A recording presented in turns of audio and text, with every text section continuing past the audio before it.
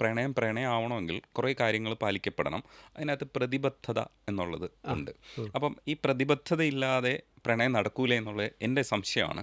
അത് എങ്ങനെയാണ് കാണേണ്ടതെന്ന് എനിക്ക് അറിഞ്ഞൂടാ. ഇതിൻ്റെ ഒരു സാറിൻ്റെ ഒരു പെർസ്പെക്റ്റീവ് എന്താണ്, ഇല്ലെങ്കിൽ എന്താണ് സാർ പറയാൻ ശ്രമിക്കുന്നത്? നമ്മൾ ഈ സ്കൂളുകളിലും കോളേജിലുമൊക്കെ ഇങ്ങനെയുള്ള കുട്ടികളുമായിട്ടൊക്കെ ഡീൽ ചെയ്യുന്ന സമയത്തും നമ്മൾ സംസാരിക്കുന്ന ഒരു സംഭവമാണിത്. രണ്ട് ടേമുകളാണുള്ളത്.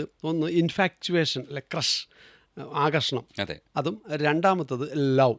അപ്പം നമ്മൾ ഇതിനെ തമ്മിൽ ഡിഫറൻഷ്യേറ്റ് ചെയ്യാൻ, കൃത്യമായിട്ട് അതിനെ ഒന്ന് വേർതിരിച്ച് കാണാൻ വേണ്ടിയാണ് നമ്മളത് കൊടുക്കുന്നത്. കൗമാര കാലഘട്ടത്തിലുള്ള ഒരു കുട്ടിക്ക് അല്ലെങ്കിൽ ഒരു യുവാവിന്, യുവതിക്ക് ഒക്കെ, ഒരു ആൺകുട്ടിക്ക് പെൺകുട്ടിക്കൊക്കെ ഒരു അട്രാക്ഷൻ തോന്നുക സ്വാഭാവികമാണ്. It's quite natural. അപ്പോൾ അങ്ങനെ വരുമ്പം അത് എതിർലിംഗത്തിൽപ്പെട്ട ആളോടാകാം, സെയിം ലിംഗത്തിൽപ്പെട്ട ആളോടും ആകാം. സോ അങ്ങനെ ഒരു ആകർഷണം തോന്നുക അത് സ്വാഭാവികമാണ്.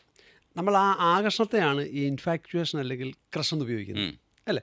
പക്ഷേ അത് ഈ സാധാരണ അങ്ങനെ ഒരു ഇൻഫാക്ച്വേഷൻ, ക്രഷ് വരുമ്പോൾ അത് പ്രേമമാണ് അല്ലെങ്കിൽ ലവ് ആണെന്ന് തെറ്റിദ്ധരിക്കാതിരിക്കാൻ വേണ്ടിയാണ് നമ്മളതിൻ്റെ വാക്കിൻ്റെ വ്യത്യാസം പറഞ്ഞു കൊടുക്കാൻ ശ്രമിക്കുന്നത്. ലവ് ആകണമെന്നുണ്ടെങ്കിൽ നമ്മൾ പറഞ്ഞാൽ ഈ പറഞ്ഞ കണക്ക് ഒരു 2-3 കാര്യങ്ങളാണ് സ്റ്റെയിൻബർഗ് പറയുന്നത്. അതൊരു ഓഫ് കോഴ്സ് വിദേശ കൺസെപ്റ്റാണ്. മിക്കവാറും സൈക്കോളജിയിലെ കൺസെപ്റ്റ്സുകളൊക്കെ നമ്മൾ പഠിക്കുന്നതൊക്കെ മിക്കവാറും വിദേശത്തു നിന്ന് വന്ന കാര്യങ്ങൾ തന്നെയാണ്. നമ്മളിൽ നിന്നില്ല എന്നുള്ളതല്ല. അപ്പോൾ ഇത് കൊണ്ടുവന്ന സ്റ്റെയിൻബർഗാണ്. അദ്ദേഹം പറയുന്നത് 3 കാര്യങ്ങളുണ്ടെങ്കിലാണ് പ്രണയമാകത്തുള്ളതെന്നാണ് അദ്ദേഹം പറയുന്നത്.